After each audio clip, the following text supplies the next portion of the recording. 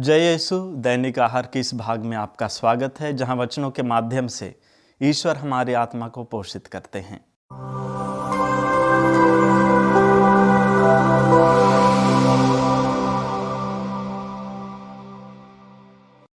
आज के सुसमाचार मार्कुस अध्याय 12 पद संख्याएं 1 से 12 में हम हिंसक असामियों के दृष्टांत को पढ़ते हैं। इस दृष्टांत में यीशु एक स्वामी के बारे में बताते हैं जो अपनी दाखबारी को असामियों के हाथ देखभाल करने के लिए छोड़कर अन्य देश चले जाते हैं। समय होने पर फसल का अपना हिस्सा एकत्र करने के लिए जब वे अपने नौकरों को भेजते हैं तो वे क्रूर लोग उनके साथ बदसलूकी से पेश आते हैं, उन्हें प्रताड़ित करते हैं और कुछ को मार भी डालते हैं। अंततः मालिक अपने प्रिय पुत्र को यह सोचकर भेजते हैं कि वे उसका आदर करेंगे, लेकिन वे उसे भी मार डालते हैं। वास्तव में यह दृष्टांत स्वयं यीशु के बारे में है। यह दृष्टांत उस समय के धार्मिक नेताओं और धार्मिक गुरुओं द्वारा यीशु की अस्वीकृति और अंत में क्रूस पर चढ़ाए जाने के महत्वपूर्ण सत्य को प्रकट करता है। यीशु द्वारा तरह तरह के चिन्ह और चमत्कार देखने के बावजूद लोगों ने उन्हें मसीह के रूप में स्वीकार करने से इनकार कर दिया था।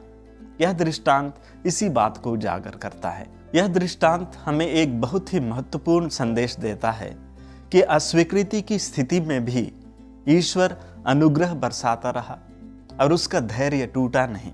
उसका अनुग्रह और धैर्य निरंतर बना रहा।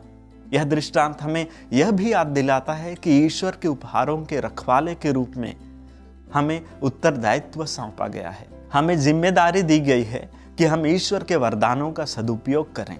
ईश्वर के संदेश वाहकों के प्रति हमारा व्यवहार कैसे है, उन्हें और उसके पुत्र यीशु को हम कैसे जवाब देते हैं। हमारी इस जवाबदेही पर भी यह दृष्टांत प्रकाश डालता है।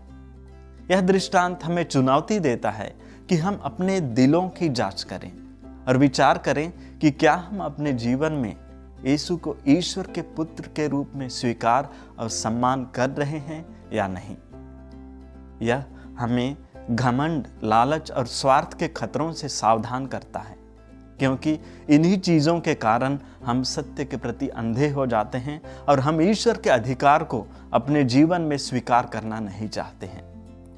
अंततः यह दृष्टांत हमें अस्वीकृति और विश्वासघात के बावजूद यीशु द्वारा हमारे लिए दिए गए महान बलिदान की याद दिलाता है।